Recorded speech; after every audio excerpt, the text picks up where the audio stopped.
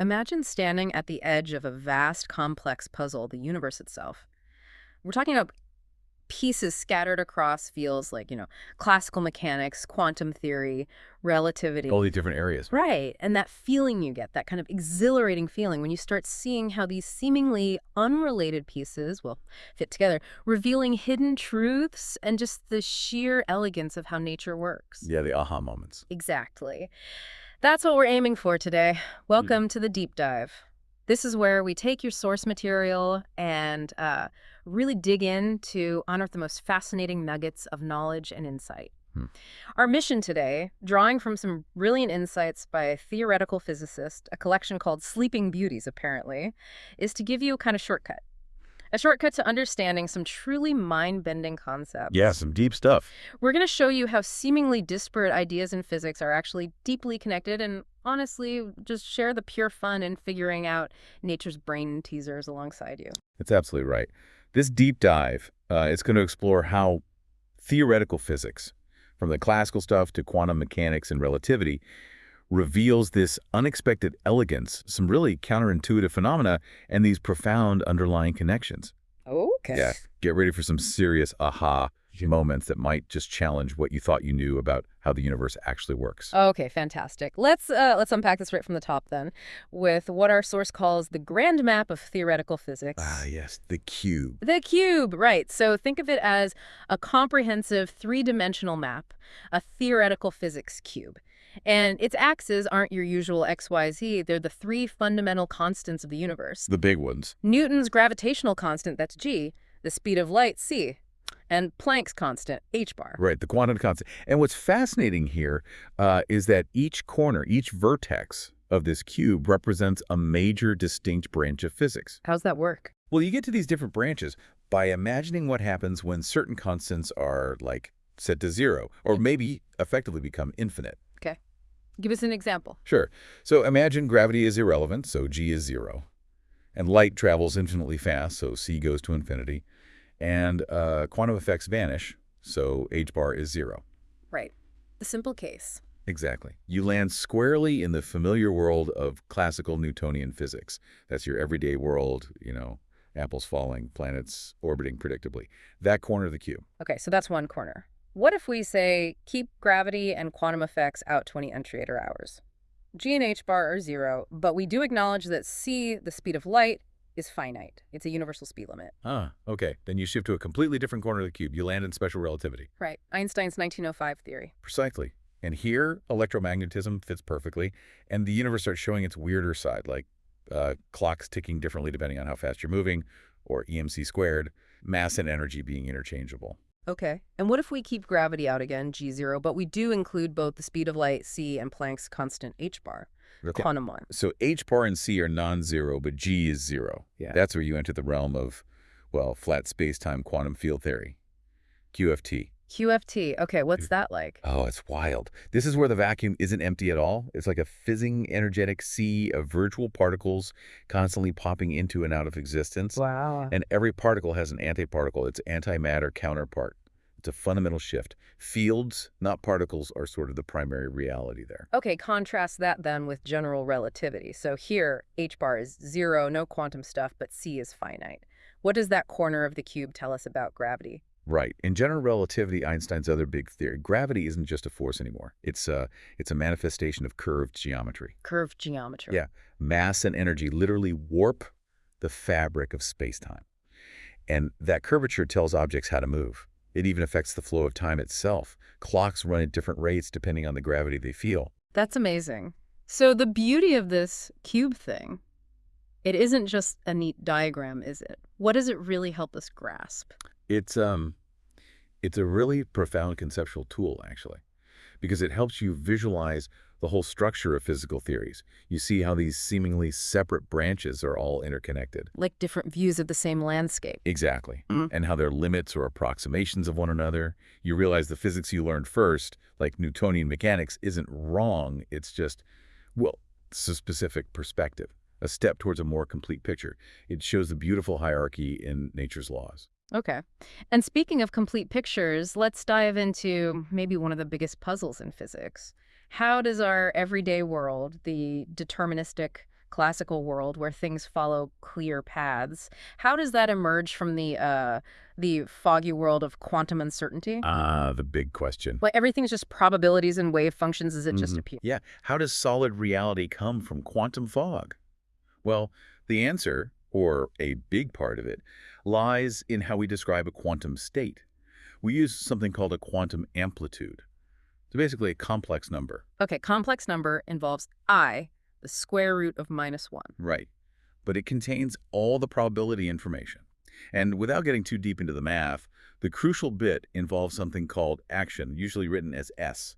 Action, like in the principle of least action. Exactly that action. Think of it as a kind of cost or maybe effort associated with the particle's path. Nature, in a sense, tries to minimize this action. Right, and here's where it gets really, really interesting according to the source. Classical physics doesn't just sort of magically appear. No, it's not magic. It's the result of constructive interference of all possible quantum waves. Can you unpack that? Yeah, think of ripples in a pond. Where they add up, you get a bigger wave. Yeah. Where they cancel out, you get nothing. Yeah. In the quantum world, it's sort of like particles explore all possible paths simultaneously. All of them. All of them. But the path we actually observe, the classical trajectory, is precisely the path where all those underlying quantum waves reinforce each other the most strongly. They constructively interfere. The other paths mostly cancel each other out. So the path of least action emerges because it's where the waves add up best. That's the stunning insight. Yeah. It completely reframes classical principles. Take that principle of least action. Classically, thinking about the action for some random arbitrary path doesn't make much sense. Why would the particle care? Right. But in quantum mechanics, where all possible paths coexist, minimizing the action suddenly becomes profoundly meaningful. It picks out the path of highest probability. It's a beautiful example of how the deeper, more exact theory quantum mechanics validates and gives richer meaning to concepts in its approximation, classical mechanics. It shows us the quantum dance underneath of everything. Wow, it really does. Okay, from the quantum fog, let's shift our gaze way up to the heavens. Let's apply some of that mind-bending perspective to something that seems, well, pretty familiar. Planetary orbits. We all learned their ellipses, right? Kepler figured that out. Ellipsis, yes. Complicated mathematically. But what if there was a way to see them as perfect circles? Ah, you're talking about velocity space, or what physicists sometimes call a hodograph. Hodographs. Yeah. Instead of plotting the planet's position at each point in its orbit, you plot its velocity. And when you do that for an inverse square force like gravity, those complicated ellipses transform into simple circles. Just like that. Just like that. And it's not just a neat trick. It radically simplifies the math. It lets you solve Kepler's notoriously complex problem, finding the orbit, in just like 2 steps. 2 steps. That's incredible. It really is. It's a fantastic example of how just changing your perspective, looking at the velocities instead of positions, can unlock this hidden simplicity. And speaking of planetary motion and hidden things, our sources mention a conserved quantity called the Rungelen's vector. Yes. The LRL vector, sometimes called. It apparently reveals this peculiar hidden symmetry in inv-square law forces like gravity or the electric force. But what's really fascinating historically, Isaac Newton didn't find it. Isn't that wild? Despite his absolute genius and laying the foundations for planetary motion, scholars have looked, and it's just not there in his Principia or other works. Why not? Was it too obscure? It's hard to say for sure. Maybe the mathematical tools weren't quite right, or maybe the focus was different.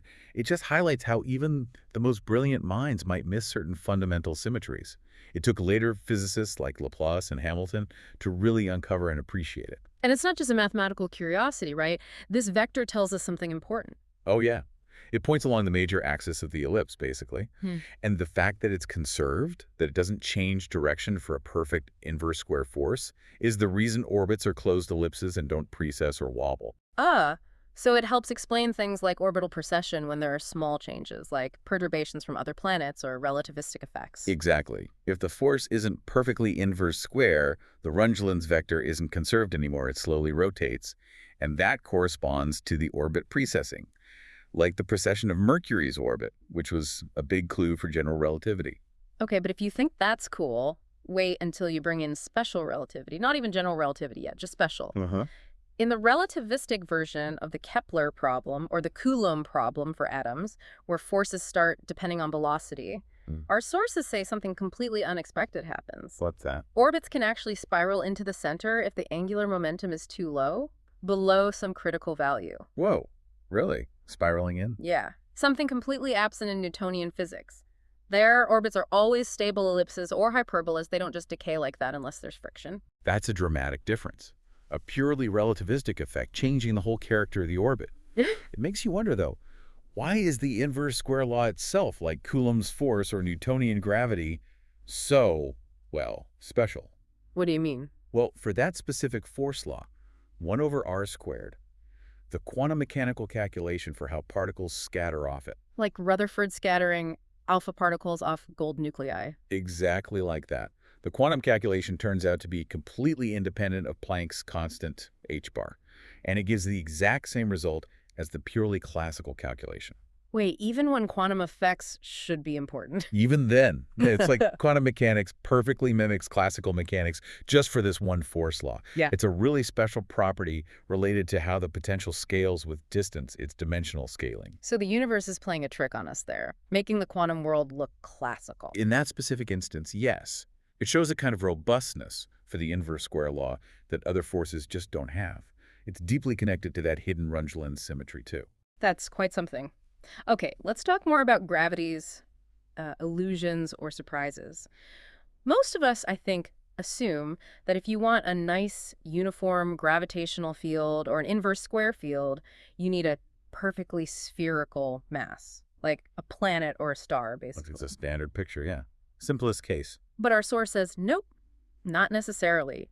You can get non-spherically symmetric mass distributions that, surprisingly, produce perfect inverse square law forces outside them, or even constant gravitational fields inside them. Right. Like the example of uniform sphere with a spherical cavity, a hole drilled inside it off-center.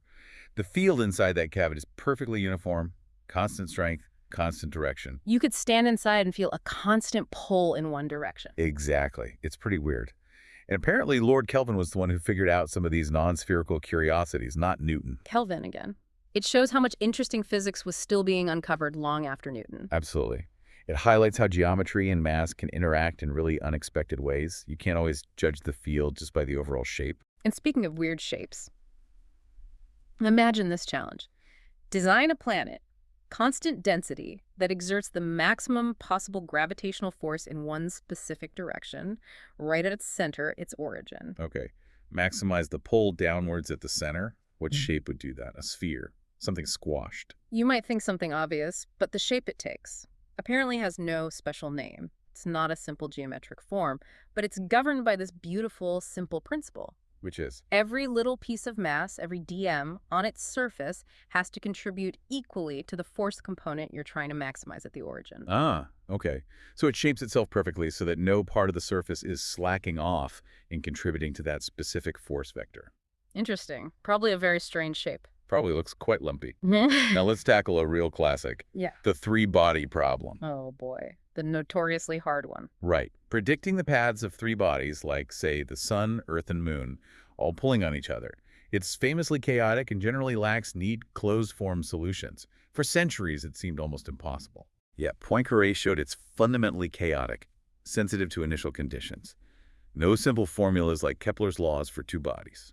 But then along comes Lagrange, Joseph Louis Lagrange, and he finds this elegant partial solution. 5 specific points in space where a third, much smaller body can orbit stably or semi-stably relative to 2 larger orbiting bodies. The Lagrange points, L1 through L5. Exactly. So how do these points work? Why are they special? They're basically points of equilibrium in the combined gravitational field of the 2 big bodies, but crucially, in a rotating frame of reference that moves with the 2 big bodies. Okay, equilibrium points. But some of them are weird, right? Like L4 and L5. They are. L1, L2, and L3 are along the line connecting the 2 big masses, and they're saddle points of the potential unstable, like balancing a pencil on its point.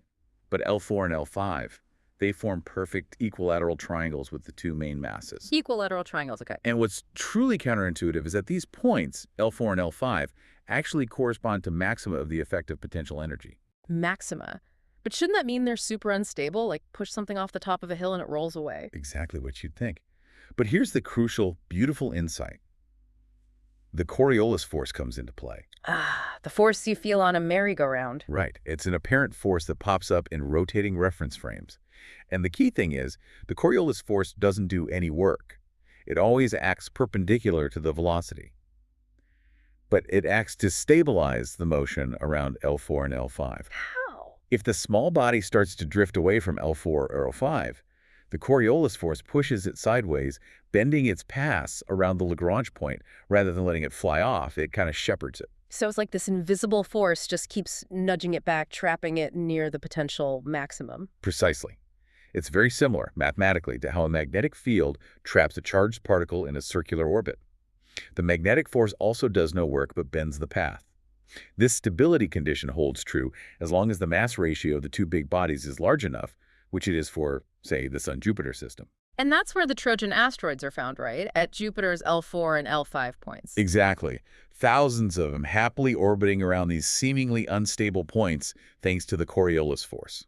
It even works for the Earth-Moon system, though finding things there is harder. It's an amazing demonstration of unexpected stability emerging from complex forces. Truly fascinating. Okay, from these celestial ballets, let's shift gears and explore some of the most, well, beautiful and sometimes just plain bizarre phenomena in physics, starting with a famous challenge from way back in the 17th century. Ah, classic problem. The question posed was, find the curve down which a bead, sliding under gravity without friction, will travel from point A to a lower point B in the fastest possible time. The Brachis-de-Crone problem. Shortest time. Right. What's the answer? Is it a straight line? An arc of a circle? Nope. The answer is a cycloid. A cycloid. What's that? It's the curve traced out by a point on the rim of a wheel as the wheel rolls along a straight line, like the path of a valve stem on a bicycle tire. Okay, a cycloid. Why is that the fastest path? It has the optimal balance between gaining speed quickly at the start, steeper initial slope than a straight line, and minimizing the total distance. But the cycloid has another amazing property, too. Oh, It's also an isochrone, or tautochrone, which means the time it takes for the bead to slide down to the bottom is the same, regardless of where you release it from on the curve. Seriously, from the top or halfway down, it takes the same time to reach the bottom. Exactly. Unlike a simple pendulum, whose period depends slightly on amplitude, the cycloidal pass has a perfectly constant period. It's remarkable. And there's a legendary story tied to this problem involving Newton. Oh yeah, the best story. Johann Bernoulli, one of the brilliant Bernoulli math family, posed the Brachis-de-Crone challenge to the mathematicians of Europe in 1696. Sort of a put-up-or-shut-up moment. Okay. Apparently, Isaac Newton, who was master of the mint at the time and pretty busy, received the challenge one evening. He solved it that same night after work. Overnight. And he published the solution anonymously. But Bernoulli, upon seeing it, supposedly exclaimed, "Tanquam ex unge leonem." Which means? I recognize the line by its claw. He knew instantly, just from the style and power of the solution, that only Newton could have done it. A testament to Newton's incredible genius. What a great story. Okay, now, for some physics that's just visually stunning, something we can all see. Rainbows. How does that beautiful arc of color actually form in the sky? Right, the primary rainbow, the most common one. It's formed by sunlight interacting with spherical or nearly spherical water droplets, usually raindrops. Okay. Light hits the drop. Then what? The light ray enters the drop and it refracts, it bends. Then it reflects off the back surface of the inside of the droplet. Then it exits the front of the drop, refracting again as it leaves. So 2 refractions and 1 reflection. Exactly. 2 refractions, 1 internal reflection. Yeah. Now, the magic happens because the amount of bending, the refraction angle, depends on the color, the wavelength of the light. Red bends less, violet bends more. Dispersion, like in a prism. Precisely. But the key thing for seeing a bright rainbow is that for a certain angle of incoming sunlight, the outgoing rays bunch up. There's a minimum deviation angle, or rather, a maximum angle relative to the incoming direction, around 42 degrees for red light, slightly less for violet. So lots of light gets concentrated around that angle. Exactly. Light hitting the droplet at slightly different points still exits around that specific angle. Oh. So when you look towards the anti-solar point, the point directly opposite the sun, you see this bright arc at about 42 degrees, where the raindrops are concentrating the sunlight towards your eyes, separated by color. And that explains why the sky looks brighter inside or below the primary rainbow. Yes, because light rays that undergo just reflection or other paths tend to be scattered into that region below the 42-degree arc, making it appear brighter than the sky outside the arc. Fascinating. Now, I've definitely seen a secondary rainbow sometimes, fainter, outside the first one, with the colors reversed. All right. The secondary bow involves two internal reflections inside the droplet, plus the two refractions. This extra reflection makes it fainter and reverses the color order: red on the inside, violet on the outside.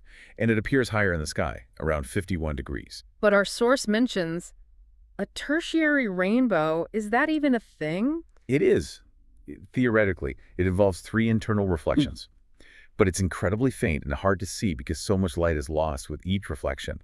And here's the really weird part. It actually forms in the direction towards the sun, not opposite it. Towards the sun, so Yeah. behind you, if you're looking at the primary bow. Effectively, yeah. It would form a halo around the sun itself. Extremely difficult to observe against the sun's glare, but the physics says it should be there. Nature's hidden complexities. Wow. Okay. All right. Brace yourself now. We're going into territory that sounds completely impossible. The power of nothing. We're talking about the quantum vacuum. Ah, yes. Empty space. Except it isn't. Right. Most of us think of a vacuum as just empty space, void, nothing there. But physics tells a different story. A very different story.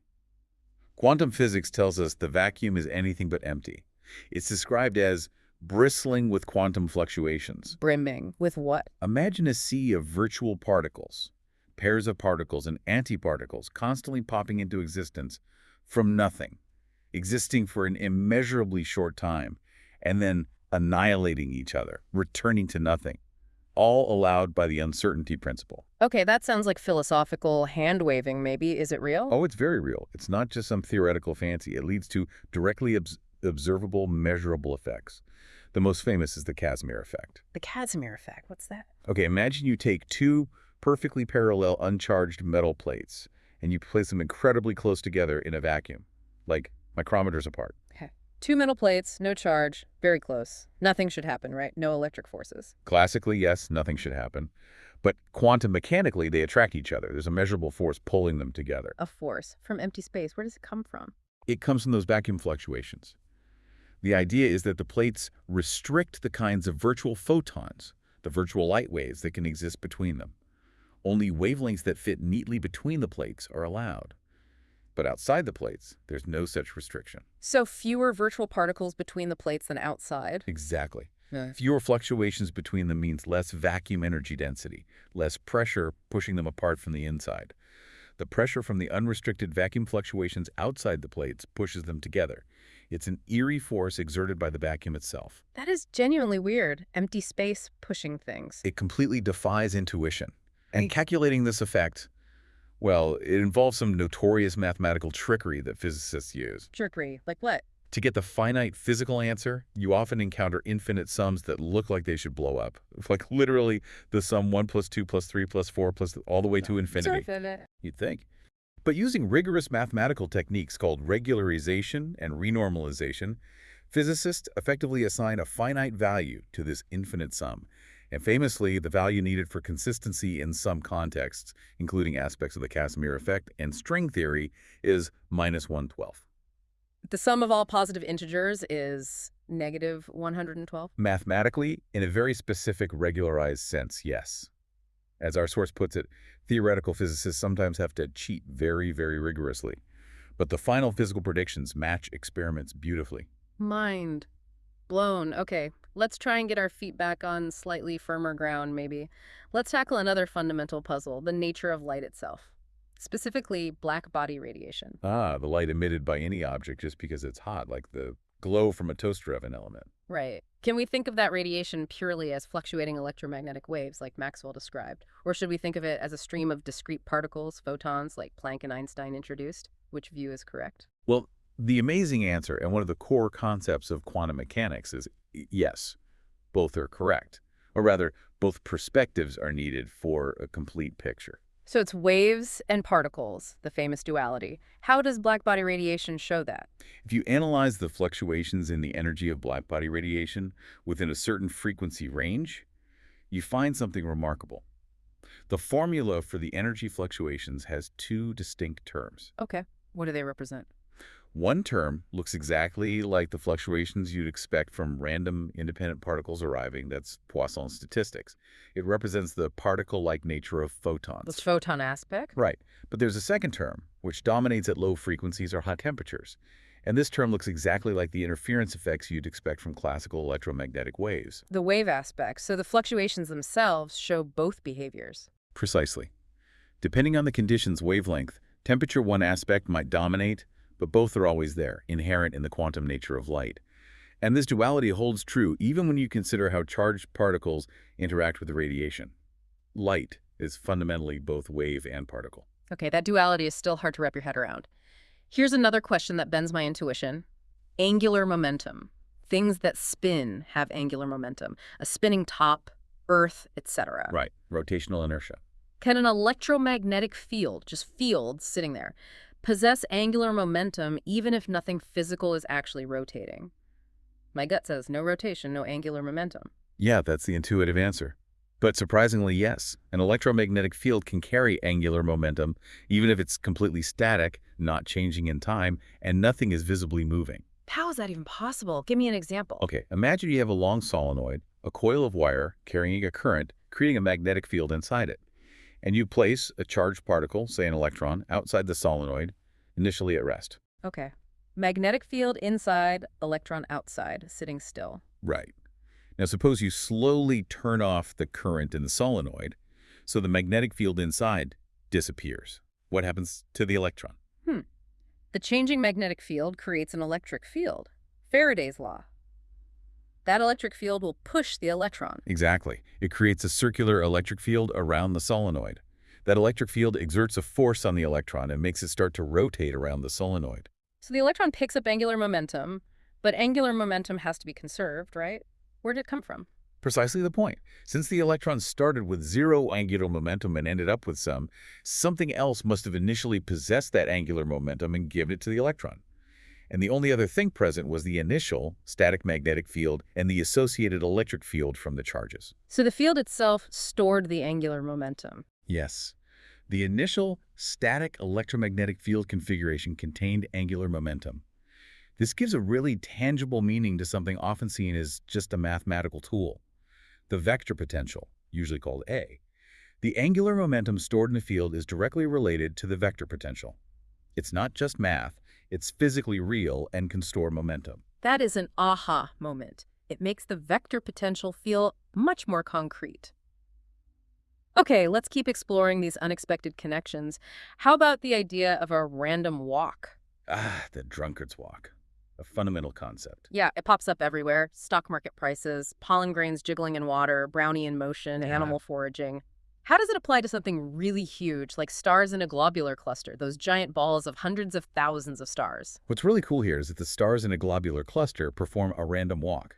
But not so much in physical space. They're all orbiting the cluster's center. They perform a random walk in velocity space. Velocity space again, like the photograph. Exactly. Over millions and billions of years, each star has countless tiny gravitational encounters with other stars passing nearby. Each encounter gives it a tiny gravitational nudge, changing its velocity slightly, randomly. So its speed and direction just drift around randomly over time. That's the picture. A random walk in the space of possible velocities. It's how energy gets redistributed within the cluster, leading towards a state called thermal equilibrium, though gravity makes it more complex than simple thermal equilibrium. But gravity's a long-range force. Does that cause any problems for this random walk idea? Our sources mention something about infinities. It does. Because gravity falls off slowly, 1 over r squared, the cumulative effect of many distant stars can be significant. If you just naively calculate the random walk steps, the long-range nature leads to a mathematical divergence, an infinity. You need to introduce physical cutoffs like the size of the cluster itself to make sense of it. Okay. And this leads to the concept of dynamical friction. What is that? Dynamical friction is crucial. Imagine a massive star moving through a sea of lighter stars. As the massive star moves, its gravity slightly pulls the lighter stars towards its path, creating a temporary overdensity of stars behind it. Little gravitational wake. Exactly. And that wake of stars pulls back on the massive star, slowing it down. It's a drag force, hence friction, caused by the dynamical gravitational interactions. It acts to slow down faster-moving objects relative to the average. Why is that important? It prevents a kind of runaway disaster in velocity space. Without it, faster stars might just keep getting faster through random encounters, potentially escaping the cluster entirely. Dynamical friction provides a braking mechanism, helping the cluster maintain some stability. It was the brilliant physicist Lev Landau who captured this effect beautifully in a single elegant equation. Amazing how apparent randomness leads to this self-regulating friction. Okay, if you thought that connection was unexpected, random walks in star clusters, get ready for this one. Our sources reveal a direct, surprising link between random walks on a grid, like a lattice, and electrical resistor networks. Random walks and resistors. How on earth do those connect? It's quite remarkable, apparently. Consider a network of identical resistors, like a grid. If you look at the voltage at any junction point node in that network, assuming no current is being injected or removed there. Okay, just Ohm's law and Kirchhoff's laws. Right. The voltage at that node turns out to be exactly the average of the voltages at all its directly connected neighboring nodes. Okay. Average of the neighbors, so. So think about a random walker on that same grid. The probability of the walker being at a certain node after many steps is related to the probabilities of it having come from its neighbors. It turns out the equations governing the steady-state voltage distribution and the probabilities for the random walker are essentially the same. Whoa, so the voltage is like the probability of the random walker visiting. In a sense, yes.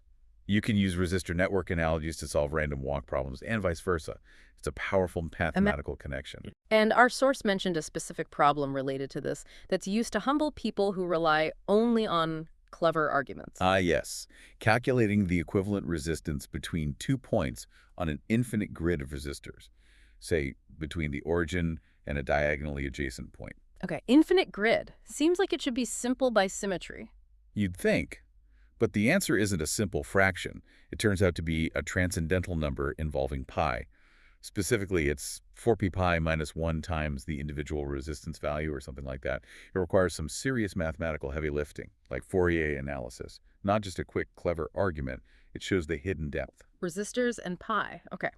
And finally, just as a teaser, the source hints at an even more mind-bending connection.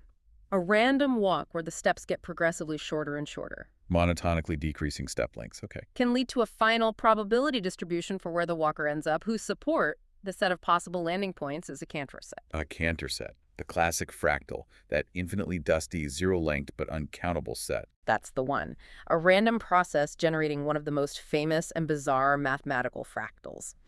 The universe truly is packed with these hidden orders and completely bizarre connections, even hiding within randomness itself. Wow. We've really covered some ground. We journeyed through, well, truly mind-bending concepts. From those fundamental constants G, C, and H bar shaping the whole map of physics. Yeah, the cube. To the bizarre reality of the quantum vacuum exerting forces, the hidden circles and planetary orbits that Rundgren's vector Newton missed. The strange stability of Lagrange points, rainbows, light being waves and particles. Yeah, and these incredible connections between random walks, stars, resistors, and even fractals. It really feels like this deep dive has shown how these seemingly separate bits of physics are just so intricately woven together. Hopefully it's given you not just a list of facts, but a richer, more interconnected sense of how reality works. Yeah, insights that honestly can take years of formal study to really uncover and appreciate. Hopefully presented without quite so much overwhelm. Exactly. So here's a final thought to leave you with. If the sum of all positive integers can, in some rigorous physical sense, be treated as a negative fraction, Minus 1/12. and if empty space, the vacuum, can actually push and pull objects with a measurable force, The Casimir effect. then what other impossible truths might be hiding just beneath the surface, waiting for us to find the right way to look, the right question to ask? What else is physics telling us that completely challenges our everyday intuition? It really invites you to keep exploring, doesn't it? It absolutely does. We invite you to ponder that and keep digging.